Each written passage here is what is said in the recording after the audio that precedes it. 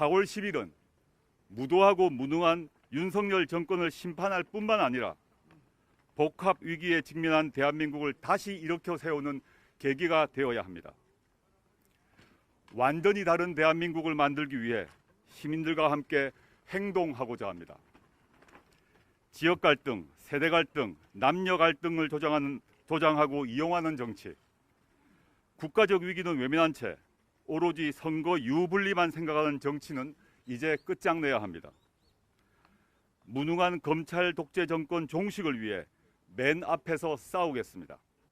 조국 전 장관이 문재인 전 대통령을 만나 신당을 만들어서라도 4월 총선에 나서겠다고 밝혔습니다. 오늘은 고향인 부산으로 향합니다.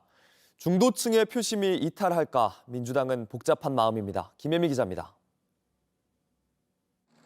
조국 전 법무부 장관은 평산마을을 찾아 문재인 전 대통령을 만났습니다. 조 전 장관은 이 자리에서 다른 방법이 없다면 신당 창당을 통해서라도 윤석열 정권 심판과 총선 승리에 헌신하겠다고 밝혔습니다. 지난 8일 큰 불을 일으키기 위한 불쏘시개가 되겠다며 정치 참여 의지를 밝힌 지 나흘 만에 본격적으로 총선 출마 의사를 내보인 겁니다.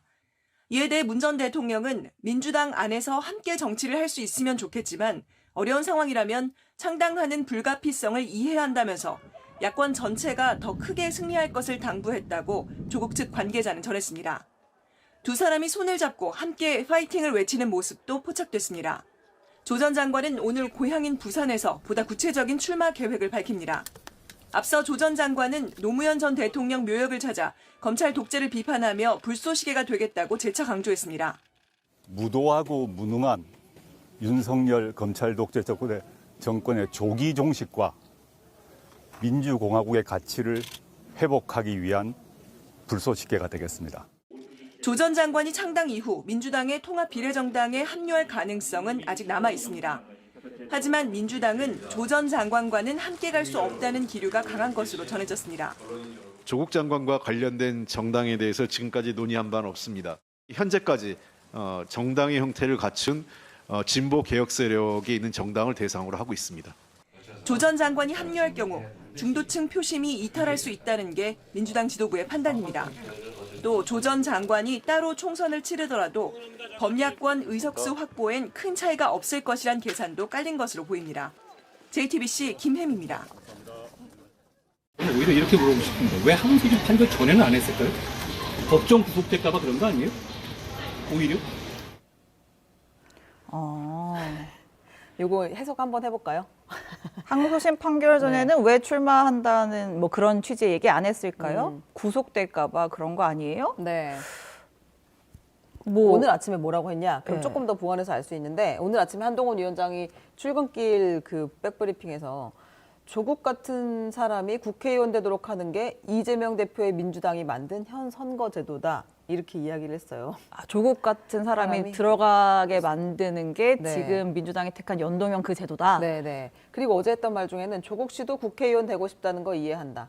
조국 씨를 비난하고 싶진 않다. 일단 호칭은 씨. 네, 그렇게 했어요. 그리고 다만 그 조국 전 장관은 병립형제도에서는 국회의원 배지를 달 수 없다. 이재명 민주당이 야합 관철하고 있는 준연동제 제도에서 조국 국회의원 배지를 달 수 있다. 이렇게 이야기를 했는데요. 뭐 그 얘기겠죠. 아마 이제 지난주 목요일이었나요? 조 전 장관의 입시 비리, 그다음에 청와대 감찰 무마 이걸로 조국 전 장관이 2심에서 항소심에서 징역 2년을 선고받았잖아요. 네. 그랬는데 이제 법정 구속은 안 했죠. 방어권 보장을 이유로 안 한 건데. 보통 항소심 때는 법정 구속을 하긴 하는데 일반적으로는 네. 1심 때는 요즘은 많이 풀어주는 추세고 그냥 방어권 보장 위해서 풀어주고 2심에서 똑같이 징역형이 확정이 되면 확정이라고 표현하지 않지만 징역형 선고가 나면 보통은 이제 요즘은 구속을 하는데요. 법정 구속을. 근데 그때 안 했어요. 근데 만약에 조 전 장관이 항소심 그 선고 이전에 창당 선언을 했다. 네. 이렇게 되면 정치적 영향력을 다시 행사하려고 하는 것으로 보고 2심 재판부가 그냥 구속을 했을 수도 있을 거라는 거예요. 일종의 뭐 괘씸?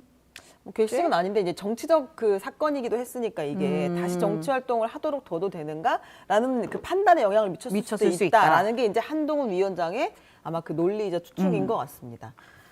굉장히 이제 서로 간의 악담이 오가고 표현이 세네요. 네. 네. 갈수록 세네요. 참 제가 그대로 전달하려니 민망해서 앞으로 싱크를 좀 더 써볼게요. 근데 사실은 소가리를 하는 건 국민의힘이 아니라 민주당이죠. 잘 아시다시피. 거리두기. 네, 조국 전 장관이 합류할 경우에 이 중도층 표심이 또 이탈을 할 수 있다는 게 민주당 지도부의 판단이라서 파장이 어느 정도일지 가늠은 되지 않지만 굳이 이걸 들여가지고 또 이렇게 또 다시 이 조국의 강을 건넜다 왔다 해야 될까 이런 고민들이 당에서는 있어요. 근데 여지가 좀 있어서 더 이런 얘기가 나오는 것 같아요. 어쨌든 선거제에서 네, 연동형으로 네. 가다 보니까 통합형 비례 정당을 만들고 그럼 우리가 민주당 이름으로 지역구 공천을 주기는 어렵고 네. 민주당 이름으로 비례대표 주기는 어렵겠지만 어렵지만, 네. 통합형 비례 정당은 있으니까 그렇죠. 한 번, 두 번 거쳐서 줄 수는 있다. 네, 가능성이 충분히 있죠. 그리고 아마 당을 창당한다는 게 그 통합형 비례정당 안에 테이블에 올라가고 싶다는 그런 취지겠죠. 조국 전 장관 입장에서도